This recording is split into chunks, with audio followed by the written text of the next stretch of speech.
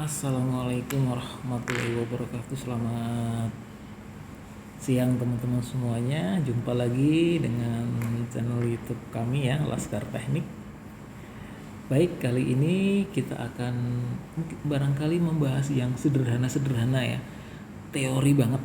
Pokoknya buku banget dan dasar banget teman-teman. Ini pengenalan gerakan elektroda teman-teman. Jadi di video-video sebelumnya kan kita langsung praktek nih spiral atau melingkar itu seperti apa, kemudian zigzag itu seperti apa, kemudian kita yang belum pernah coba itu segitiga. Nah itu beberapa teori dasar, tapi kan kalau soal itu kan bisa berkembang teman-teman, bisa berkembang. Mana yang paling lebih, mana yang paling mudah, mana kekurangan, mana kelebihannya. Nah itu ada banyak catatan. Barangkali nanti di video berikutnya lebih detail lagi kita jelaskan ya teman-teman. Jadi saat ini biasanya kalau elektroda itu kan sudutnya ya 50 sampai 70 derajat lah. 70-an lah. 70 derajat itu teman, ketika ngelas kan berarti posisinya begini ya teman-teman ya. Nah posisinya gini, berarti nanti posisinya begini karena kita kan mau mundur. Nah kira-kira seperti ini posisi elektroda itu, sudutnya ya. Kemudian yang paling umum itu memang spiral ya, atau nama lainnya selain spiral itu apa ya, melingkar. Nah gerakannya kan seperti ini. Jadi dia sebenarnya sambil jalan teman-teman. Nah tayangan lambatnya kan seperti ini. Nah seperti ini. Jadi biar kelihatan ya. Nah seperti ini. Ini adalah spiral, ini yang paling banyak digunakan. Tapi beberapa kali juga ketika kita belajar ternyata ada yang bilang zigzag itu lebih mudah. Zigzag, ada yang bilang kalau bahasa kita seperti ini ya. Nah ini kan biar mudah dipahami gerakannya seperti ini, gerakan elektrodanya.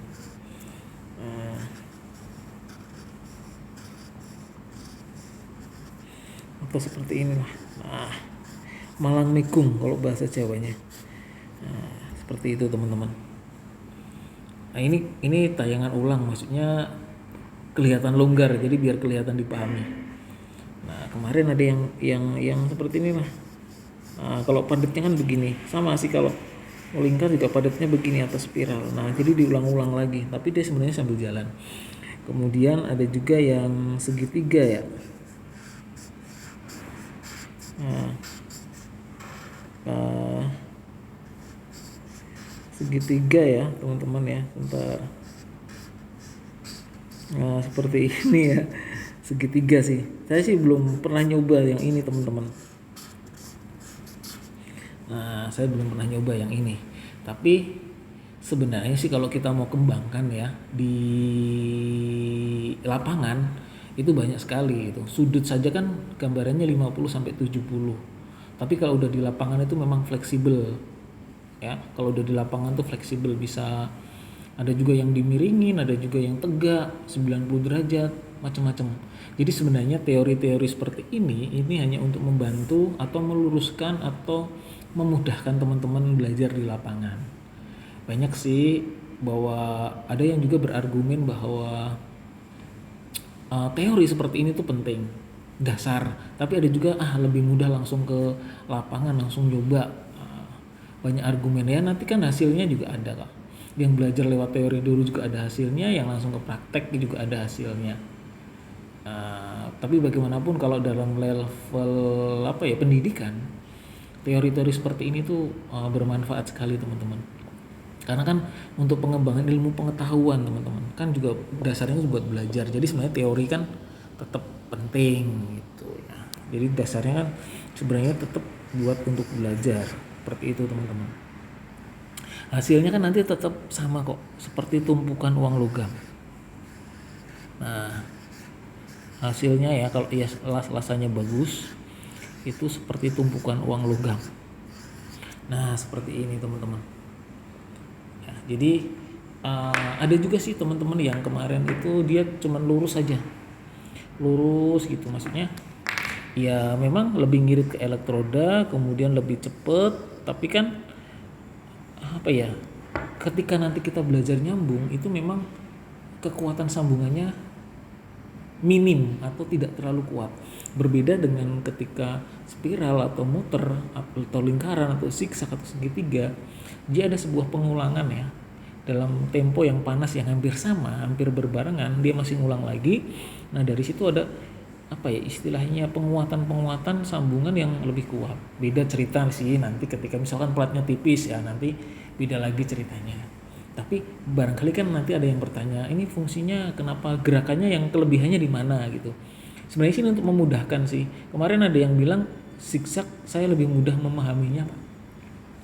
Kemudian kalau dari sisi sambungan, memang dari spiral atau lingkaran atau zigzag atau segitiga ada sebuah pengulangan di titik yang hampir bersama, tapi sebenarnya dia sambil jalan. Dari situ akhirnya itulah yang kemudian bisa menguatkan hasil pengelasan atau penguasanya lebih kuat, bahasa sederhananya ya teman-teman. Berbeda dengan hanya sekedar lurus gitu aja.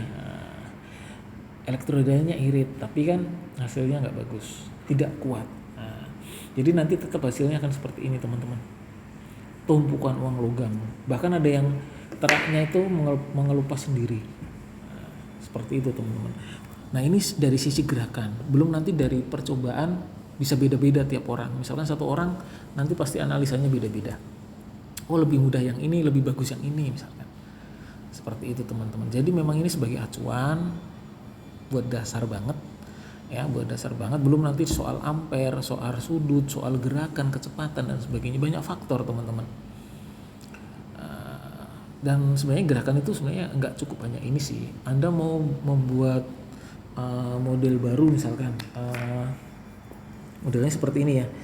Nah, apa ya, kayak semacam sebenarnya sih baru gitu. Model baru juga banyak. Maksud saya ilmu-ilmu atau teknik-teknik baru atau teknik sambungan, gerakan, elektroda itu selalu berkembang sih teman-teman.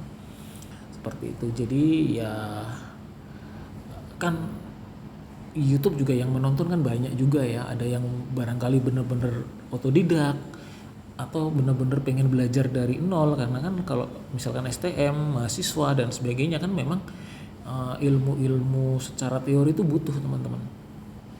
Ya, cuman kalau yang biasa di lapangan, yang penting mau buat nyambung, oke lah, nggak ada masalah gitu. Atau karena kan ya kita namanya ilmu pengetahuan, kita sekolah ya butuh teorinya gitu, butuh keilmiahannya. Beda sama praktisi langsung bergerak, yang penting bisa buat nyambung lah, selesai.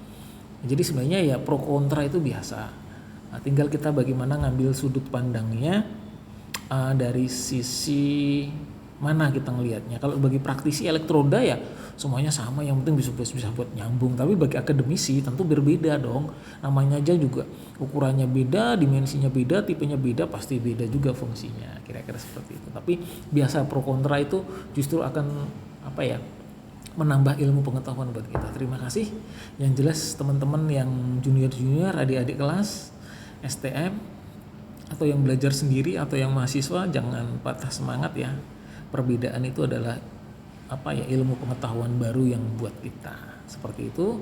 Semoga bermanfaat ya channel kami Laskar Teknik, buat para teman-teman ya, anak-anak yang baru belajar. Terima kasih, selamat mencoba. Yang penting terus mencoba teman-teman, pasti berhasil. Jangan lupa like, komen, subscribe dan share ya channel kami Laskar Teknik. Terima kasih.